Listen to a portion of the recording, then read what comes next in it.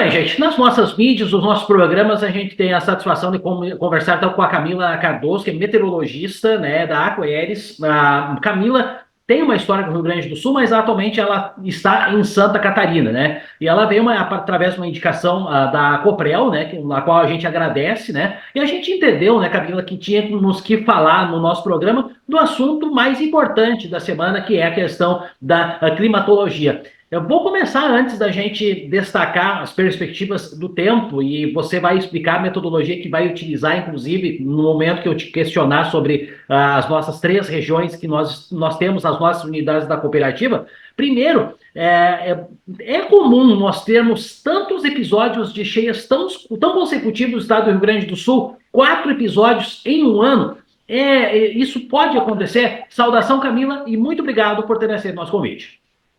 Obrigada também você, Roger. Um agradecimento especial também aos associados da Cotriel pela confiança. É um prazer conversar com vocês. Então, Roger, realmente é uma coisa assustadora, não apenas para as pessoas comuns, mas também para nós da meteorologia, que embora a gente soubesse que a gente entraria aí no período de El Niño histórico, que alguns eventos de chuva extrema pudessem acontecer, agora a gente ter a magnitude desses eventos e a abrangência espacial também desses eventos, porque foram eventos que pegaram o Rio Grande do Sul como um todo, principalmente as áreas dos vales, né, muito afetadas, desde lá daquele início de setembro trágico, e aí a gente também teve essas instabilidades também atingindo Santa Catarina. Então, tu vê, Roger, que é uma área muito ampla de chuva que a gente tem, pegando milhares de pessoas, né? E isso em momentos muito frequentes. Então, de setembro para maio, como tu falou, a gente teve 4 eventos históricos, né? Realmente isso foge e muito da nossa curva padrão. Mas é claro que as evidências científicas, elas a todo momento estão sendo atualizadas e elas sinalizam que eventos extremos, tanto de chuva em excesso, calor em excesso, frio extremo, seca extrema, serão cada vez mais frequentes. Então, isso não é a Camila que está dizendo, isso é a ciência que vem mostrando através aí das observações que existem ao redor do globo, né? Que não é só o Rio Grande do Sul, não é Santa Catarina. O globo inteiro, de uma certa forma, vem com essa frequência de eventos extremos. Infelizmente, a gente ficou aí sobre um bloqueio atmosférico nessa semana, esse bloqueio atmosférico que muitas vezes trouxe seca em Laninha, dessa vez ele veio aí com um sinal de chuva, e essa chuva, como vocês já sabem, aí, histórica para todo o estado, inclusive áreas de divisa com Santa Catarina, indo até a região lá do Rio Uruguai. Bom, Camila, você pegou um gancho, né?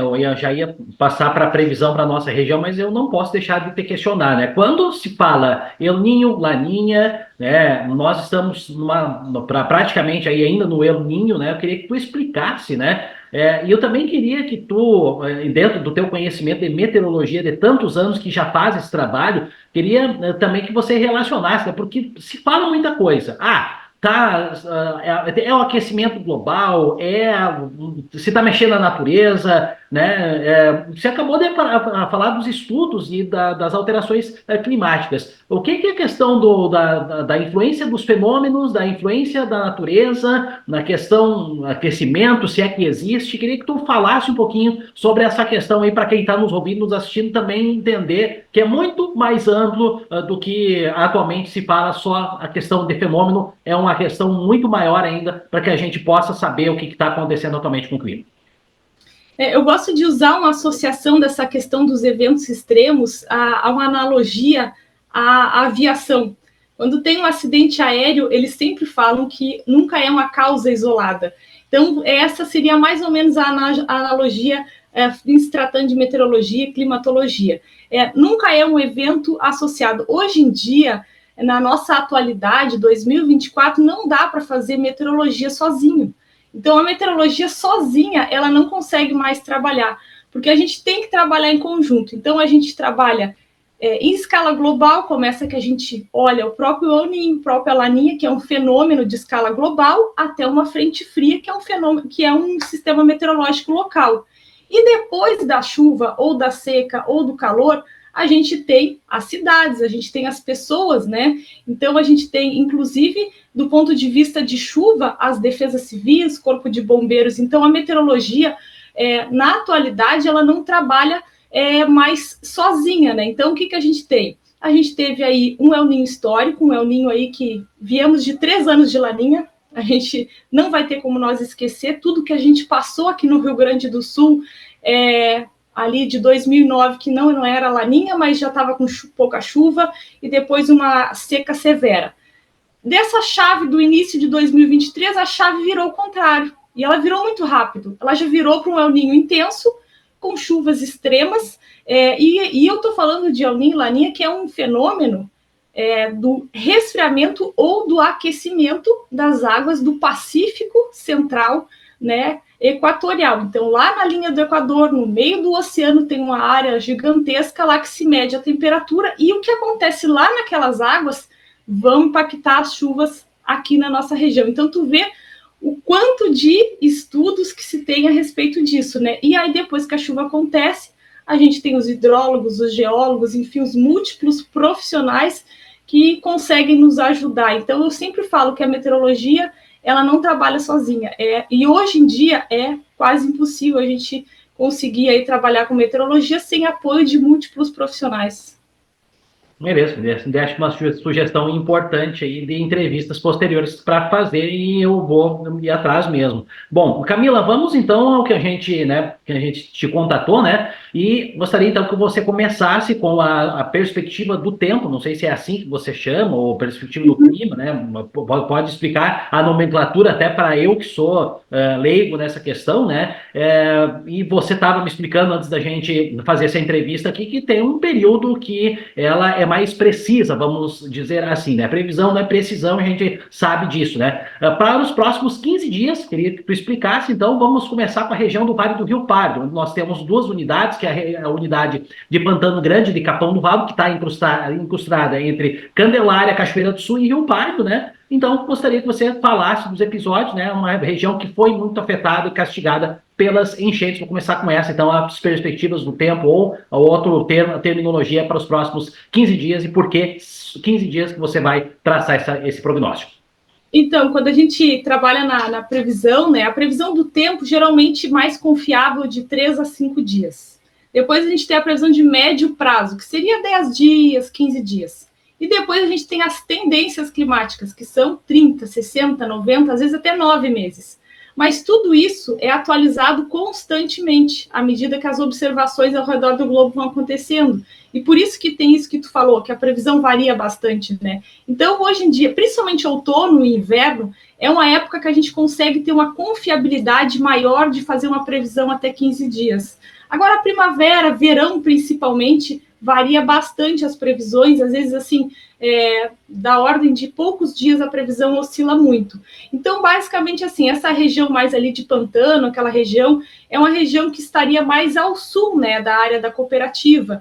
Então, a dinâmica dos sistemas meteorológicos fica aquela briga entre dias de calor e as massas de ar frio começando a querer avançar em direção à região. Tanto que a gente teve até algum episódio de frio, mas na região da Campanha, mais para o sul gaúcho, né? Então, em termos de temperaturas, a gente está numa região ali que está brigando entre querer ter um friozinho, mas a temperatura alta ainda está predominando. Não tivemos frio praticamente, né? A nossa maior preocupação agora é a chuva. É inegável, né? Tivemos aí 500 milímetros de chuva, a gente quer saber quando para de chover.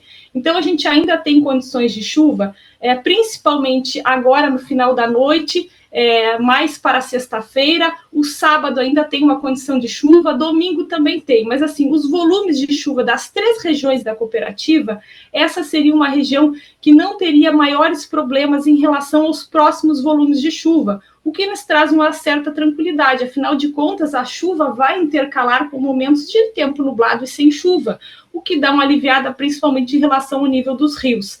Segue com a temperatura estável e o pessoal já associa, né? A gente tem aí uma condição de chuva, será que o frio vai chegar? Infelizmente, o frio não deve chegar aí até o final desta semana. Então, as massas de ar frio, elas ainda estão tímidas. mas a gente tem uma forte expectativa que ali por volta do dia 10, dia 11, que seria mais depois do próximo final de semana, a gente teria aí uma massa de ar frio capaz de trazer aí uma temperatura mais amena, principalmente se aproximando da metade do mês, a gente chama de segundo decêndio, né, que seria ali entre o dia 11 e o dia 20, a gente teria aí possibilidades de uma massa de ar seco e frio trazer dias mais secos, né, e também com temperaturas mais baixas. Mas em termos de chuva, eu acho que a principal notícia é que o pior já passou. Então, assim, dá para dar uma respirada. Mas é uma respirada de leve, digamos assim, já que a gente tem possibilidade de chuvas ainda na próxima semana. Então, seria mais ou menos essa, principalmente essa parte sul, que vai pegar umas chuvas que vão se formar ali pelo Uruguai e vão ficar migrando na metade sul gaúcha.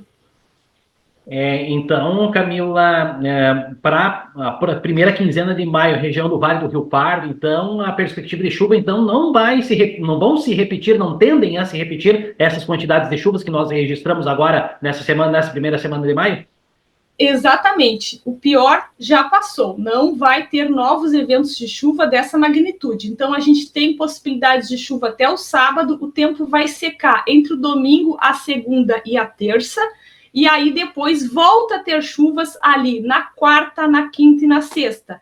Botando em dias aí, seria mais ou menos ali, me localizando, seria mais ou menos ali por volta do dia 7, 8 e 9, a gente teria novamente condições de chuva. Volumes, todo mundo quer saber quanto de chuva. Então, aí mais ou menos em torno dos 100, 130 milímetros nesse período.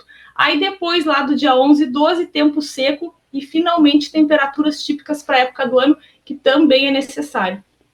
Bom, Camilo, vamos falar da região Centro-Serra, né? Uma região que também está bem complicada, na região da abrangência cooperativa, Arroio do Tigre, Sobradinho, começando lá de Sobradinho, que foi muito castigada, Arroio do Tigre, Estrela Velha não tanto, Salto do Jacuí, né? E tem um agravante que nós temos barragens lá, principalmente entre Salto do Jacuí e a barragem de Dona Francisca, né? Que acabaram transbordando e tiveram que ter as suas comportas abertas por uma questão, né, estratégica e necessária devido a essa quantidade de chuva. Qual é que é a perspectiva das quantidades de chuva e temperaturas também para os próximos 15 dias nesta região da Cotriel do Centro-Serra? Então, Centro-Serra, eu chamaria atenção para as próximas 36 horas, digamos assim, que seria entre a sexta e ali madrugada e manhã do sábado, com tendência ainda de ter chuva até amanhã do sábado. Toda a região centro-norte da cooperativa, pegando toda essa região de Salto Jacuí, por ali, os modelos ainda estão sinalizando volumes de chuva um pouquinho mais elevados na próxima madrugada. Ao longo do sábado tem alguma coisa de instabilidade, então nesse primeiro momento ainda tem que ficar num estado de atenção, já que novas chuvas podem surgir na região. Não que elas vão ser tão volumosas quanto o que aconteceu, mas qualquer chuva nessa época, nesse momento que a gente vive, é uma situação preocupante. A chuva vai recuar lá para o Uruguai e o sol volta para essa região no domingo. Inclusive, aquece mais e deve chegar em seus 27 graus entre a tarde do domingo até metade da semana que vem. As chuvas voltam novamente para essa região, principalmente na noite da quarta, na quinta, na sexta-feira que vem. E essa região também deve ter uma temperatura mais baixa lá para o início da outra semana, que seria lá por volta 13, por ali 12, a gente teria uma temperatura mais baixa. Então, realmente, nessa primeira quinzena de maio, é inegável que a gente tem ainda algumas chuvas. A diferença é que o pior já passou, e também que a gente vai ter alguns momentos de trégua. Então, eu diria que domingo seria dia 5, né? Dia 5, 6, 7, sol, principalmente a partir da tarde do domingo, e temperaturas elevadas. Bom, vamos falar, a Camila Cardoso, meteorologista, está conversando conosco aqui nas nossas mídias, nos nossos programas. Camila, vamos falar, né, sobre a nossa região norte, da sede da cooperativa, pegando a partir de Espumoso, Campos Fortes, Alto Alegre, interior de Espumoso, que sofreu bastante aí com quedas de pontes, com a água do Rio Jacuí, que corta a cidade de Espumoso, que fez com que a ponte até tivesse que ser interrompida. Quais são as perspectivas também? Pode se repetir essa quantidade de chuvas ou vamos dizer assim, o pior já passou? Então, realmente, o pior já passou para todas as áreas da cooperativa, mas, assim, em termos de chuva que tem nas próximas horas, ou seja, entre a sexta, principalmente o final da sexta-feira, ao longo do sábado e o domingo, essa seria a região que mais teria chuva. novamente. Claro que isso não é a notícia mais animadora que eu posso trazer, mas ainda tem um sinal de atenção, a gente tem que ficar ainda em alerta, já que a gente pode ter algo aí em torno de 70 a 100 milímetros até ali o domingo de manhã. A boa notícia é que no domingo à tarde o sol volta e essa região deve verificar mais de 30 graus na primeira metade da semana que vem. Assim como as demais regiões, essa região também tem novas chuvas para acontecerem na segunda metade da próxima semana, ou seja, mais próximo dos meados do dia 9, 10, 11. Então, basicamente, a gente segue com frequências de chuva. Então, a gente tem 2 episódios importantes, que seria agora, entre a sexta, o sábado e madrugada do domingo, melhorando para tarde, e novamente no final da outra semana. Essa chuva do final da outra semana, eu sigo repetindo o que eu já venho falando. É uma chuva em que a gente tem que monitorar, porque assim, as instabilidades elas estão se ativando muito rapidamente. Em princípio, metade sul gaúcha, área da campanha sul do estado, seriam as áreas mais afetadas pela chuva ali do final do dia 9, 10 por ali. Mas é sempre bom a gente acompanhar as atualizações. Em princípio, novas chuvas têm para vir, mas o pior, esses 500 milímetros, isso não tem nenhum indicativo na quinzena. Bom, para finalizar então, Camila, para quem está nos ouvindo, nos assistindo, né, vamos recapitular as perspectivas do tempo, temperatura e quantidade de chuvas para as regiões do Vale do Rio Pardo, na região Centro-Serra e região Norte, para quem chegou agora, para quem está nos ouvindo, nos assistindo, ter essa ideia dos próximos 15 dias, que é um período mais preciso, então, de perspectivas melhores de tempo, né? Pelo que dá para dizer, então, são boas notícias, né? Não vai ter mais aquela grande quantidade de chuva que nós tivemos nesses primeiros dias de maio. É isso? É isso que dá para dizer para quem está nos ouvindo e nos assistindo? Exatamente. Como a gente conversou, o pior já passou, mas é importante a gente ficar bastante atento, principalmente o setor norte da cooperativa. Então, aquela região mais próxima ali, a região de Espumoso, é uma área que das 3 regiões é a que mais terá chuva, principalmente até domingo pela manhã.